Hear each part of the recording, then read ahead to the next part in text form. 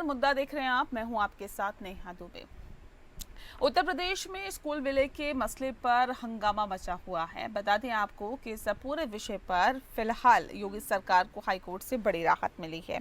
High court की एकल पीठ ने राज्य सरकार की 5,000 प्राथमिक स्कूलों के मर्जर के फैसले के खिलाफ दायर याचिकाओं को खारिज कर दिया है।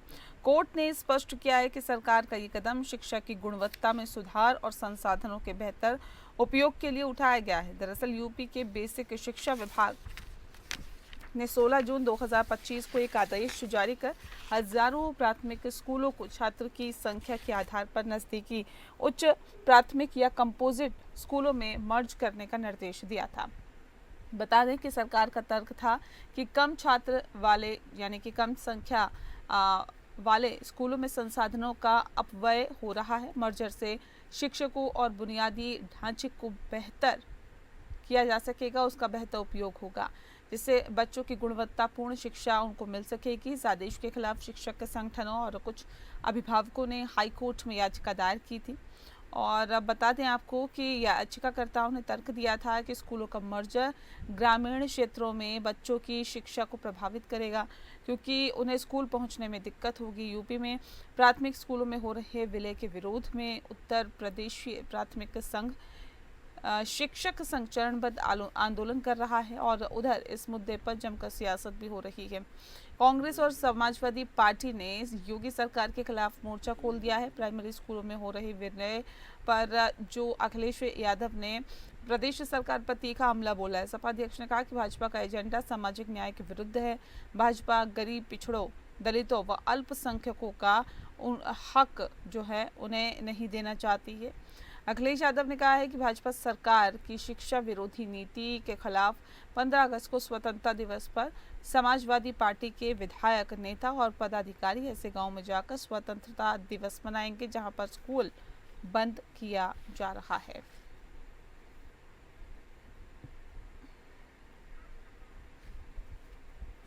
तो योगी सरकार ने ये फैसला लिया है। बता दें आपको कि स्कूल विलय का फैसला है, जिसके खिलाफ अब समाजवादी पार्टी उतर आई है। इस बीच योगी सरकार को हाईकोर्ट से भी राहत मिली है। हाईकोर्ट की एकल पीठ ने राज्य सरकार के 5,000 स्कूलों यानी कि प्राथमिक स्कूलों के मर्जर के फैसले के खिलाफ याचिकाओं को खारिज कर दिया।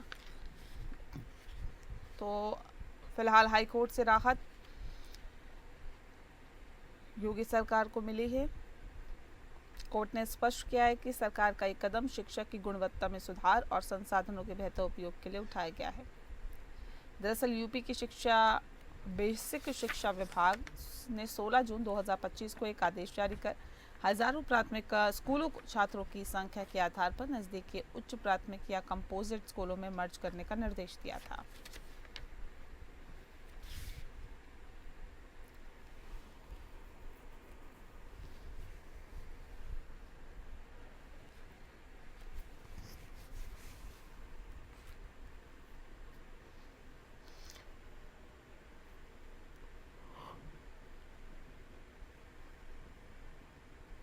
तो बता दें आपको कि फिलहाल जो है स्कूल में विलय पर सियासत जोरदार होती हुई दिखाई दे रही है। सपा ने स्कूल विलय पर सरकार के फैसले के खिलाफ मोर्चा खोल दिया है। समाजवादी पार्टी पूरी तरह से लामबंद दिखाई दे रही है मौजूदा सरकार के फैसले के खिलाफ। वहीं बीजेपी सरकार शिक्षा का अधिकार छीनना चाहती है, ये आरोप अखिलेश यादव ने लगाया है। इस फैसले का क्या फ़र्क पड़ेगा, कितना असर पड़ेगा और जो सियासत हो रही है, राजनीति हो रही है, उसको भी आज हम समझने की कोशिश करेंगे। स्कूल विलय के विरोध में कांग्रेस का भी प्रदर्शन देखा गया और साथ ही यूपी सरकार को हाईकोर्ट से हालांकि राहत मिली है, क्योंकि इसके खिलाफ जो याचिकाएं दायर की गई थी उसको खारिज कर दिया है हाईकोर्ट ने।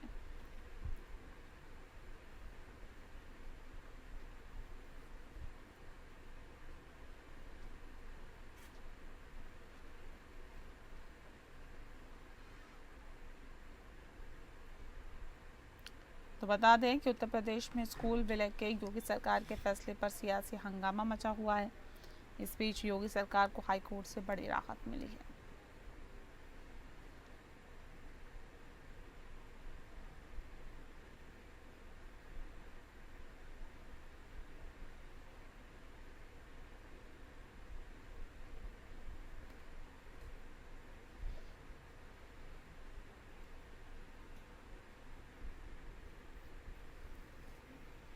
तो उत्तर प्रदेश में स्कूल विलय के योगी सरकार के फैसले पर सियासी हंगामा देखा जा रहा है। समाजवादी पार्टी सरकार के फैसले के खिलाफ मोर्चा खोले हुए हैं। वहीं कांग्रेस पार्टी ने भी प्रदर्शन को और तेज कर दिया है।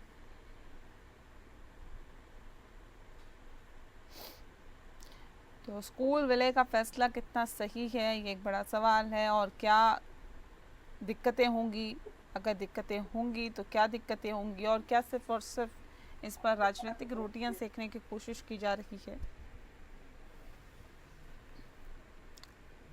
कई ऐसे सवाल हैं जिनका आज हम जवाब लेने की कोशिश करेंगे।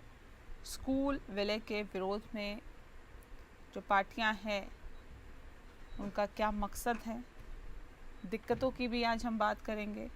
और सरकार ने ये फैसला क्यों लिया, कितने छात्र होंगे अगर स्कूल में कम से कम तो स्कूल को नहीं मर्ज किया जाएगा, और कितने छात्रों की संख्या के साथ ही स्कूल को मर्ज कर दिया जाएगा। क्या स्कूलों तक जाने के लिए छोटे छोटे बच्चों को बहुत दूर जाना पड़ेगा अगर ज़्यादा यहाँ पर विलय होता है, तो क्या बच्चों को दूरी तय करनी पड़ेगी, ये एक बड़ी दिक्कत आ सकती है। बहुत सारे ऐसे सवाल हैं।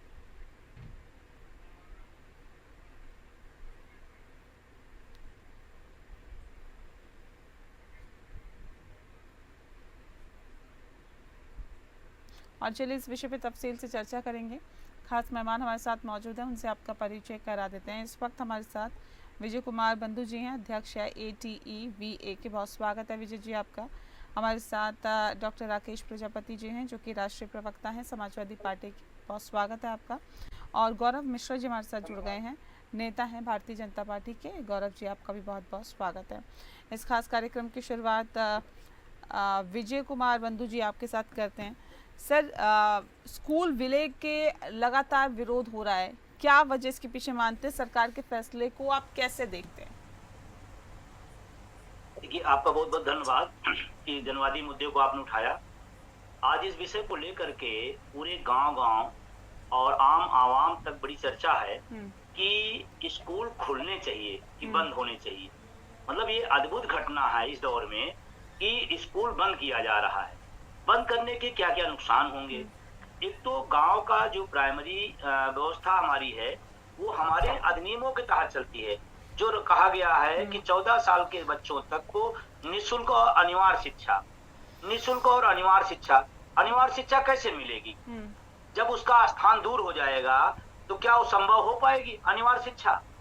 और उसके बाद मैं कह रहा हूं कि कोई व्यवस्था अगर डैमेज है तो उसको बंद करने की क्या पैमाना है, उसको सुधारने का पैमाना तो समझ में आता है, बंद करने का पैमाना मेरे समझ नहीं आ रहा है। और जो बच्चा अपने गांव के स्कूल में नहीं आ पा रहा है, दूर गांव कैसे स्कूल जाएगा? इसकी एक भी लॉजिक सरकार के पास या जो लोग इस नियम को लेकर आ रहे हैं उनके पास नहीं है।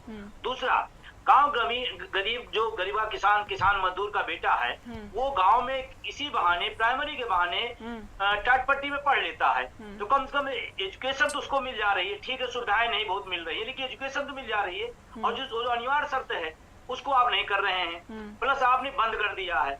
हम कहते हैं अगर हम इस सरकार मधुशाला खुलवा सकती है तो स्कूल खुलवा क्यों नहीं सकती है? स्कूल बंद करने का फैसला ये अलोकतांत्रिक है और ये शिक्षा के नौनिहालों के साथ बेईमानी है और नौजवान जो नौकरियों के रेस में हैं उनके साथ घोर अन्याय है। ये इसकी सबसे बड़ी आपत्ति है। हम कहते हैं आप उसकी व्यवस्था को सुधारिए। अब शिक्षक ठीक है, मैं लौटती हूँ सर, मैं लौटती हूँ डॉक्टर राकेश त्रिपाठी, मैं आ रही हूँ। डॉक्टर राकेश प्रजापति जी मैं आ रही हूँ सर, फिर लौटती हूँ। ठीक है, राकेश जी, सवाल इस बात को लेकर भी है कि अगर आप लोग विरोध कर रहे हैं तो इस फैसले का विरोध क्यों, क्या दिक्कतें होगी इससे?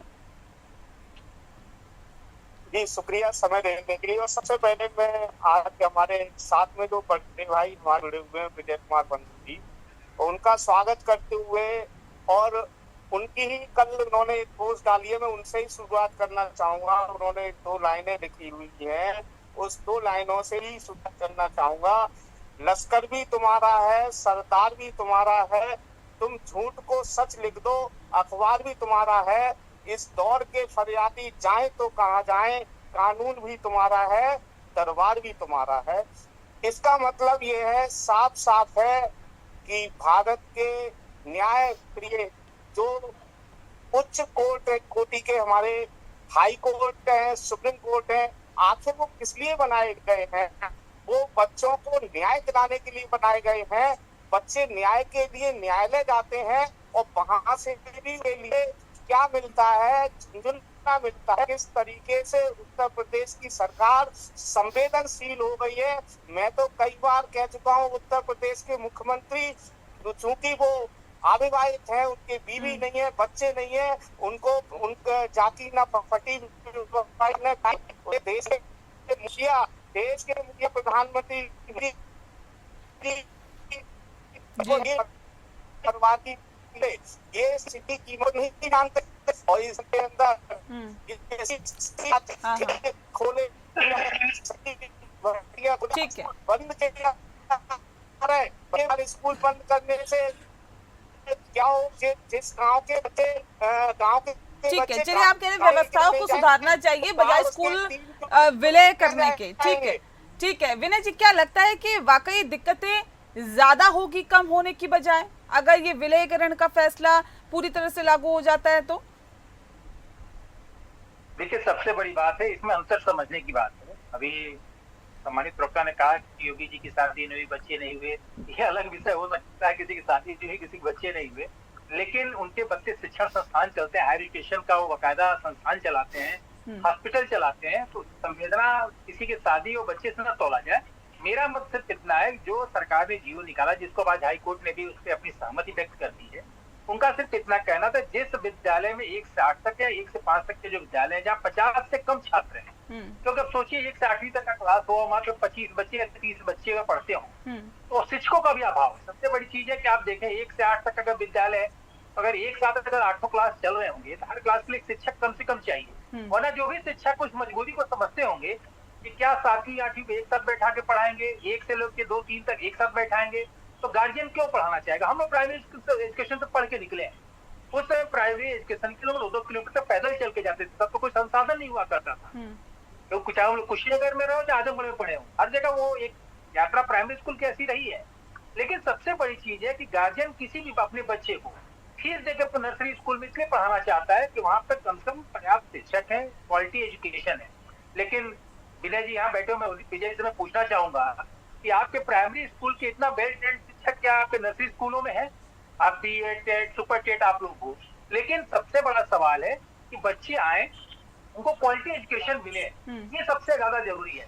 कई ऐसे प्राइमरी विद्यालय हैं जहाँ पर 700-600 बच्चे पढ़ रहे हैं, वहाँ पे बाकायदा हमने देखा है कि वहाँ के प्रिंसिपल ने अपने तरफ से प्रयास करके किसी का एडमिट कार्ड बना रखा है, किसी के बैठने के लिए उन्होंने स्मार्ट क्लासेस बना रखी है। तो मेरा मत सिर्फ इतना है कि सरकार ने जो फैसला लिया, इस बात का जरूर ध्यान सरकार दे कि मर्जर का एक बड़ा इश्यू नहीं है, मर्जर कैसे करेंगे? क्या प्राइमरी स्कूल का 1 से 5वीं तक का बच्चा एक गांव से दूसरे गांव कैसे पढ़ने जाएगा, इसकी भी व्यवस्था देखी जाए, क्योंकि बच्चों को पढ़ाना ही एक मुख्य मकसद है। वहाँ कोई प्राइमरी स्कूल की बसें नहीं चलेगी, गवर्नमेंट का नर्सरी स्कूल अपनी बसें चलाते हैं, रिक्शा चलाते हैं, लेकिन गवर्नमेंट प्राइमरी स्कूल गाँव में बनाने का मकसद सिर्फ इतना था कि गाँव के बच्चे वहाँ जाकर पढ़ सके। तो क्या जब मर्जर किया जाएगा तो उसका कैसे मैनेजमेंट कैसे होगा, वो बच्चे कैसे उस गांव तक पढ़ने जाएंगे जिस विद्यालय से उसका मर्जर किया जाएगा? इस बात की चिंता जरूर पूछनी चाहिए शिक्षकों को भी, शिक्षकों के अभिभावकों को भी, पॉलिटिकल पार्टियों को। ठीक है, शांत प्रकाश जाटव जी भी हमारे साथ जुड़ गए। सर मैं आती हूँ, राकेश जी आपको भी रुक करूंगी, विजय जी भी हमारे साथ जुड़े हैं, उनका भी रुक करूंगी, लेकिन उससे पहले शांत प्रकाश जाटव जी, देखिए सवाल इस बात को लेकर ही है, कई जगह विरोध हो रहा है, इसकी खिलाफत हो रही है, कह रहे मर्जीकरण जो है वो पूरी तरह से गलत है, लेकिन देखिए अगर वो सही तरीके से हो और बच्चों को किसी तरह की दिक्कत ना हो, सभी बच्चे अगर स्कूल पहुंच पाए और बेहतर तरीके से शिक्षा व्यवस्था चल पाए, तो इसमें कोई दो राय नहीं है कि अगर बच्चे ज्यादा रहेंगे, स्कूल बहुत व्यवस्थित तरीके से चलेगा तो वो अच्छी बात है। लेकिन क्या इसका पैमाना होगा, क्या इसका मापदंड होगा, क्या इसकी रूपरेखा होगी, कैसे बच्चे सर स्कूल तक पहुंचेंगे, अगर फासला ज्यादा होगा तो उसके लिए क्या सरकार ने व्यवस्था करने की सोची है, कैसा रहेगा सर, इसको विस्तार से बताएं। देखिए, वर्षों से हम एक चीज देख रहे थे कि जो प्राइमरी स्कूल हैं, हाँ, उनका स्तर जो है वो उतना बेहतर तरीके से नहीं डेवलप हो पा रहा था जिस तरीके से एक आमतौर पर स्कूल का होना चाहिए। हाँ। और इनफैक्ट क्या है कि बच्चों की उपस्थिति भी जो है कई स्कूलों में 18-20 इससे ज्यादा नहीं थी। हाँ। ऐसे में उन स्कूलों को संचालन करना, उस पर इंफ्रास्ट्रक्चर पर पैसा खर्च करना, ये सब चीजें जो है जोखिम था सरकार का। तो लिहाजा उन्होंने कुछ स्कूलों को इकट्ठा करा ताकि 55 की मिनिमम संख्या जो है स्कूल में एस्टेब्लिश हो सके। और उसी को ध्यान में रख करके कुछ स्कूलों को जो इन्होंने मर्ज करने की व्यवस्था बनाई, वो व्यवस्था आगे और उसमें रूपांतरण होता, उसमें और मॉडिफिकेशन होता, उससे पहले इस मुद्दे को जो है इस पर राजनीति होना शुरू हो गया। मैं ये मान करके चलता हूँ कि यदि स्कूल को मर्ज किया जा रहा है तो वहां पर उन बच्चों को कैसे पहुंचाया जाए उस पर चिंता होनी चाहिए। और वो नेक्स्ट स्टेप डेफिनेटली जो है सरकार उठाएगी, क्योंकि जो छोटे बच्चे हैं प्राइमरी स्कूल के, उनको उन स्कूलों में किस प्रकार से वहां पर जो ट्रांसपोर्ट की व्यवस्था है वो प्रोवाइड की जा सकती है। जाहिर सी बात है, जब एक्सपेंडिचर कम होगा तो ट्रांसपोर्ट की व्यवस्था की भी व्यवस्था सरकार द्वारा भी की जा सकती है, या सेल्फ जो हेल्प ग्रुप हैं उनके द्वारा भी की जा सकती है। तो तमाम तरीके से, क्योंकि केवल सरकार ने चलाना ऐसा नहीं है, सरकार के साथ साथ सरकार को चलाने में हमने भी कहीं ना कहीं सुझाव देने हैं। हम लोगों ने भी उसमें किस तरीके से बेहतर हो सकता है उस चीज पर जिम्मेवारी हमारी भी एक आम नागरिक की भी बनती है। तो इसको इस तरीके से देखना चाहिए। केवल राजनीति करना कि स्कूल बंद कर दिए, 12 बच्चों का स्कूल कैसे चलेगा? उसमें 2-3 टीचर हैं, तमाम स्टाफ है, ये तो 12 बच्चों को ले जाने के लिए व्यवस्था क्या रहेगी सर? उसी की तो मैं बात कर रही हूँ। मैं वही बात बता रहा हूँ ना। हाँ। कि ये 12 बच्चों को या 15 बच्चों को वहाँ पर स्कूल में ले जाने के लिए सरकार ही इस चीज की व्यवस्था निकाल लेगी, इसमें कोई इशू नहीं है कि वहाँ पर फ्री बसेस जो है वो या फ्री ट्रांसपोर्टेशन की व्यवस्था उन बच्चों को उस गाँव से लेकर के उस स्कूल तक ले जाने के लिए बनाई जाए। और वो ये क्या बच्चे जो दूर के दराज के स्कूलों में जाते नहीं है, जाते हैं, वहाँ पर ट्रांसपोर्टेशन की भी व्यवस्था होती है, वहाँ पर शुल्क दे करके होती है। यहाँ पर मैं समझता हूँ कि सरकार शुल्क में रियायत कर सकती है, उसके लिए हम बात कर सकते बढ़ जाएगा, जिसका जिक्र अभी शांत प्रकाश जाटव जी कर रहे हैं। कह रहे हैं कि उसके लिए भी व्यवस्था की जाएगी। जहां जहां पर विरोध है, जहां जहां पर इशू क्रिएट किया जा रहा है या है वाकई, उसको सॉर्ट आउट किया जाएगा, उसका समाधान ढूंढा जाएगा। क्या लगता है आपको कि इसके लिए सरकार को, जो बात सरकार की तरफ से की जा रही है, भारतीय जनता पार्टी की तरफ से किया जा रहा है कि देखिए उसकी व्यवस्था की जाएगी, इत्तेफाक रखते हैं, या लगता है आपको कि ऐसा हो सकता है या किया जाना चाहिए? विजय जी। मैं कह रहा हूं मैम, ये तो कह देना आसान है कि हम उनके ले जाने की व्यवस्था कर देंगे। जिस देश में 70 साल में सड़क, बिजली, पानी हम नहीं पहुंचा पाए, हम ट्रांसपोर्ट पहुंचा देंगे। मतलब गजब का तर्क दिया जा रहा है। दूसरा, अभी विनय सर ने कहा कि क्वालिटी एजुकेशन, आप प्राइवेट का और सरकारी का दोनों को उठा के देख लीजिए, क्वालिटी वाले टीचर कहाँ पे हैं? क्वालिटी टीचर हमारे पास हैं, क्वालिटी व्यवस्था नहीं है। आप क्वालिटी व्यवस्था दे दीजिए, वहीं बच्चे भरमार मारेंगे, वहीं बच्चे अभाव में वहां पर संख्या बढ़ जाएगी। आप उसको बढ़ाने क्यों नहीं सोच रहे हैं? क्या मैं आपसे एक सवाल पूछना चाहता हूँ, मंत्रिपरिषद होता है, उसमें एक मंत्री ने भ्रष्टाचार कर दिया, पूरे मंत्रिमंडल को खत्म कर दिया जाए, पूरी व्यवस्था खत्म कर दिया जाए, कि जिन्होंने गलती की उनको पनिश किया जाए, कि जहां गलतियां उसमें सुधार किया जाए। हम पानी नहीं पहुंचा पाए, हम सड़क नहीं पहुंचा पाए, हम बिजली नहीं पहुंचा पाए 70 सालों में, और हम ट्रांसपोर्ट पहुंचा देंगे। मतलब अच्छा तरीका ढूंढ लिया गया। और जब हम पहुंचा ही ले जाएंगे तो वहीं पहुंचा दे, वहीं पर पहुंचा दे जहां पर व्यवस्था है, वहीं पर पानी की सब। ठीक है, लेकिन देखिए मैं एक सेकंड, मैं आती हूँ राकेश जी देखिए, सरकार की तरफ से तो यही तर्क दिया जा रहा है कि क्वालिटी एजुकेशन भी इससे बढ़ेगा। पढ़ने उनको शौचालय की व्यवस्था, ठीक है सर, शौचालय की व्यवस्था होनी चाहिए, नहीं होनी चाहिए, ये काम सरकार का है। किसका काम सरकार का है? राकेश जी, सरकार की तरफ से तो ये भी कहा जा रहा है कि देखिए इससे तो क्वालिटी एजुकेशन भी बेहतर होगा। राकेश जी सुन पा रहे हैं आप? राकेश जी आवाज मिल रही है आपको? मेरे साथ आवाज करिए, मुझे आवाज नहीं। सर सरकार की तरफ से ये भी कहा जा रहा है कि इससे क्वालिटी ऑफ एजुकेशन भी बेहतर होगा, जहाँ पर शिक्षकों की अच्छे से तैनाती की जाएगी, अच्छे से उन्हें पढ़ाया जाएगा, व्यवस्थित तरीके से स्कूल चलेगा।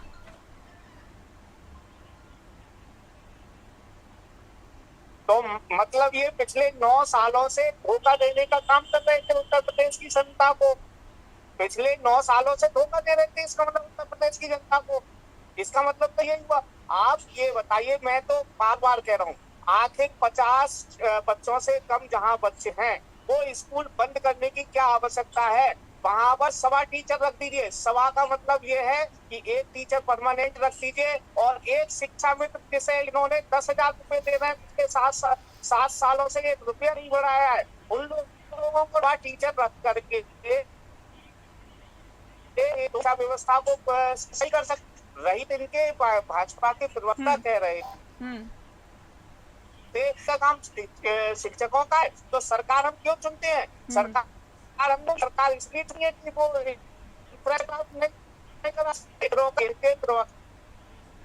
के विद्यालय ऐसे हैं जहाँ के शिक्षक अपने प्रबंधों से, अपनी मेहनत से स्मार्ट क्लास बनाए हैं। इन्होंने उत्तर प्रदेश में कितने स्मार्ट क्लास बनाए? इन्होंने को सदुपयोग नहीं करा है, व्यवस्था मुहैया नहीं करा पाए।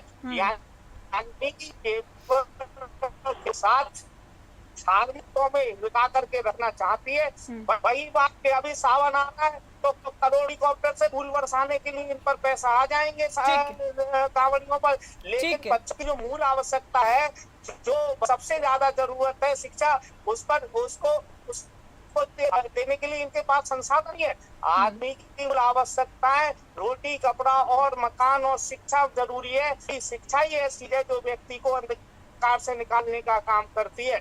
ये तो माननीय राष्ट्रपति अखिलेश यादव जी सीधे कह देते हैं कि भारत का संविधान लागू हो गया, इसलिए समय पढ़ने की आजादी मिल गई। तो पहले आपको पता व्यवस्था में पढ़ने की व्यवस्था द्रोणाचार्य जैसे लोग थे जो एकलव्य का अंगूठा काट लेते थे। आज जगह जगह द्रोणाचार्य इसी प्रकार के बैठे हुए हैं जो समय समय पर एकलव्य का अंगूठा काटने का काम कर रहा है। सबसे अगर महत्वपूर्ण का है तो सरकार की है, कोई सरकार कोई जवाब नहीं कर पाती। ठीक है विनय जी, क्या ये विरोध होने के लिए विरोध किया जा रहा है कि जी हम तो ऑपोजिशन पार्टीज है, विरोध होगा, या फिर एक बार मौका तो देना चाहिए ना सरकार को, इसका रिजल्ट तो देखे कि मर्जीकरण के बाद क्या रिजल्ट है, उसके बाद ये विरोध करना चाहिए। कांग्रेस अलग विरोध कर रही है, समाजवादी पार्टी अलग विरोध कर रही है। देखिए विरोध तो होगा क्योंकि रूलिंग पार्टी का काम है कोई योजना लाना, विपक्ष का विरोध करना। लेकिन मैं उससे दूसरे बिंदुओं पे आना चाहता हूँ। जैसे भी राकेश जी ने कहा कि सवा शिक्षकों से भी सिस्टम चलाया जा सकता है। मैं पूछना चाहता हूँ, जहाँ 50 से कम बच्चे हैं, 1 से 8 में 1 से 5 में सवा शिक्षक किस क्लास को पढ़ाएगा एक समय में? यही तो समस्या है कि कोई भी गार्जियन चाहे गरीब हो या अमीर हो अपने बच्चे को पढ़ने के लिए भेजता है, उसको चाहिए अच्छे शिक्षा। तो विजय जी ने कहा बात सही है, क्या क्वालिटी सिस्टम दीजिए, आपको एजुकेशन के जो बाकी संसाधन उसको इकट्ठा करके दीजिए, शिक्षकों की संख्या बढ़ाइए। हम तो यही कहेंगे अगर आप विद्यालय बंद करना समाधान नहीं है, वहां पे शिक्षकों की तादाद बढ़ा दीजिए। जब किसी भी गार्जियन को लगेगा कि हमारे जिस स्कूल में हमारा बच्चा पढ़ने जाता है वहाँ हर सब्जेक्ट का टीचर है, ऐसा नहीं है कि एक क्लास पढ़ रही है 2 क्लास ग्राउंड में खेल रही है। और कुछ विद्यालयों की स्थिति विजय जी बेहतर बताएंगे कि विद्यालय कम भोजनालय ज्यादा है, केवल खाने के अलावा। अरे विनय जी, प्राइमरी में सब्जेक्ट ही होते हैं, एक शिक्षक है, सब्जेक्ट नहीं होते हैं। सब्जेक्ट की आवश्यकता कक्षा 9-10 से शुरू होती है, होता है, उससे पहले स्पेशलाइजेशन नहीं होता है। कक्षा 1 से किसी भी व्यक्ति को पढ़ा सकता है। कहाँ बातें कर रहे हैं सर? आप शिक्षा व्यवस्था को चौपट करना चाहते हैं। अब आप इसका मतलब आप 1 से 5 तक एक क्लास में बैठा कर पढ़ाना चाहते हैं। जो लड़का पहली क्लास का IQ लेवल है वही 5वीं क्लास का बच्चे का IQ लेवल होगा। आप कहना क्या चाहते हैं? आप अपने बच्चों को पढ़ाई मैं सहमत हूँ विनय जी से, मैं सहमत हूँ कि विद्यालय प्राइमरी के हैं, आपने प्राइमरी के विद्यालय होना चाहिए। हर क्लास का अलग अलग। आप प्राइमरी के विद्यालय बंद कर रहे हैं, अभी प्राइमरी की बात करिए। आप प्राइमरी धीरे धीरे करके आप इसी तरीके से शिक्षा व्यवस्था को करेंगे, आगे आने वाले के समय में आप इंटर कॉलेज बंद करेंगे। क्यों? क्योंकि आप सरकारी नौकरी दे नहीं चाहते, आप टोटल पूरी तरीके से प्राइवेटाइजेशन लाना चाहते हैं पूरे देश के अंदर, और इस देश से आरक्षण व्यवस्था खत्म करना चाहते हैं प्राइवेटीकरण कर करके। अगर आप ऐसे